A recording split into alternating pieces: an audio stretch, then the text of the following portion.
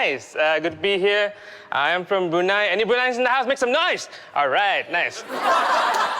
I'll be surprised if someone said anything, because there's so few Bruneians in the world. Every time I go outside of Brunei, I see another Bruneian. I'm like, oh, 1, 2. That's like the half the country here.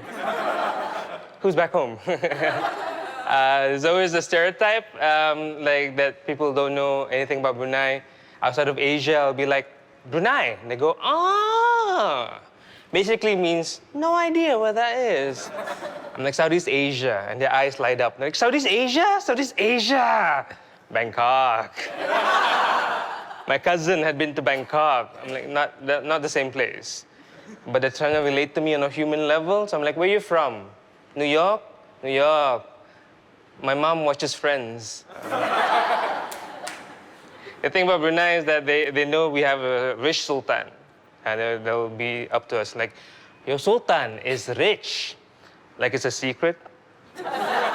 And we're like, yeah, we know. This is not new information for Brunei, and no Bruneians ever go like, oh, that makes so much sense. All this time he wears gold bling. We thought he was a rapper. But the mistake people make is that they go, oh, Bruneian sultan is rich. Therefore, Bruneians are rich. Which is not true. Like, Brunei sultan is rich. He has like 10,000 Ferraris. Like a typical Bruneian, we only have like one. And there's a joke, there's a joke. We have two. My name is Zainal Abidin, which is a Malay Arabic name, very common here, but it has an Arabic origin. So if I tell this in Arabic person, they'll be like, la la la la la la la la la, Habibi. Where I am from, you are Zain al-Abidin. Like, nice. Where I am from, you are annoying. But at least they know how to pronounce it. I go to UK or US, I go, my name is Zainal. And they're like, Janelle? No, Zainal. Z-anal.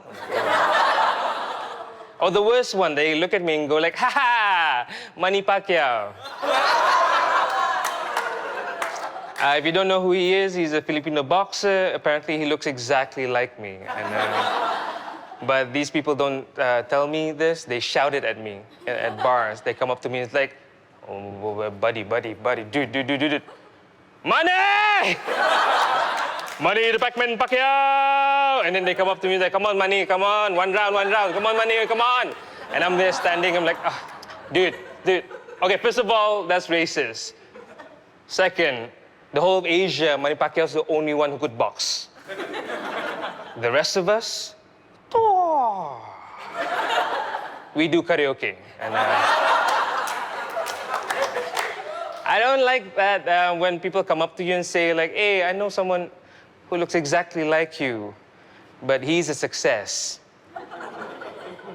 And you're doing this. Well, at least we know what's holding you back in life is not your face. I'm like, thanks, Mom. My mom's savage Asian woman. She's been trying to set me up with girls recently. Because if you're single in your 30s and unmarried, that's what moms do. She's my wing woo mom. And she sends me photos of girls. She's like, is this one pretty? I'm like, that's my second cousin. She's like, answer the question. I'm like, yeah, she's gorgeous, but she looks exactly like me. And I'm not attracted to Manny Pacquiao. The difference is the facial hair. Me and my cousin look alike, except the facial hair. She has more, and my mom just annoyed now. Like, she just looks at me and tuts. She's like, I don't get it. Why are you so single? You're not that ugly. I'm like, okay, that doesn't hurt at all. And here's the thing, Singapore. I don't think I'm ugly. Like, on a scale of 1 to 10, look-wise, I'm a solid 5. Okay, cool.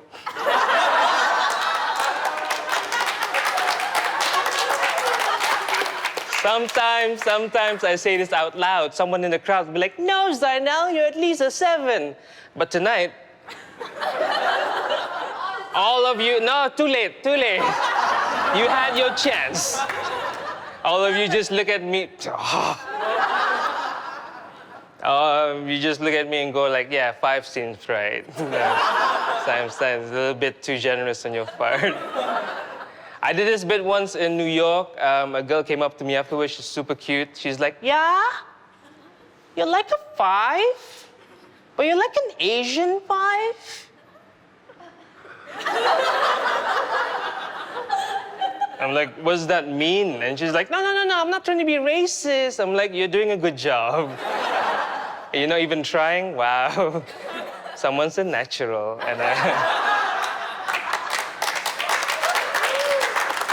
And she's like, no, you're like, you might be a 5 in Asia, but in New York, you're like a 2.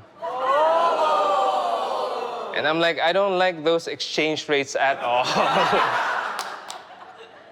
I've been doing this, the comedy thing for a couple of years now, 3 years, I think, professionally. Before this, I was an engineer for 7 years, and then I quit. But my parents are still very proud of me because they don't know that I quit. And yeah, my dad also used to be an engineer, but he didn't pressure me to become an engineer. You know what I mean? Like, he's very chill about it. I didn't know what to do for university. And he's like, you know what? Me and your mom will be proud of you, whatever you do in life. Whatever you take in university, we don't care.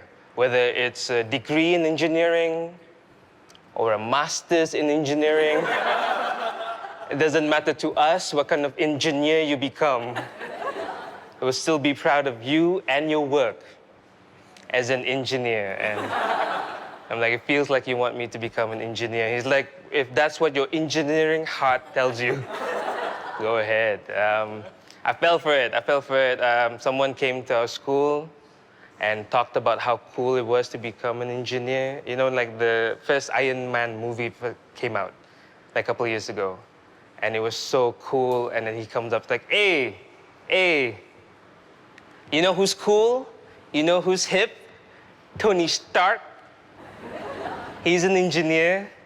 He's rich, he's handsome, he has so much sex. And we're like, this is a weird school talk. And I fell for it. 10 years in engineering world, 3 years in university, 7 years working. And in all that time, a lot of money, but no sex. Then I quit to become a full-time comedian. Money, 0. But the sex, none. That's been my time, guys. Thank you very much.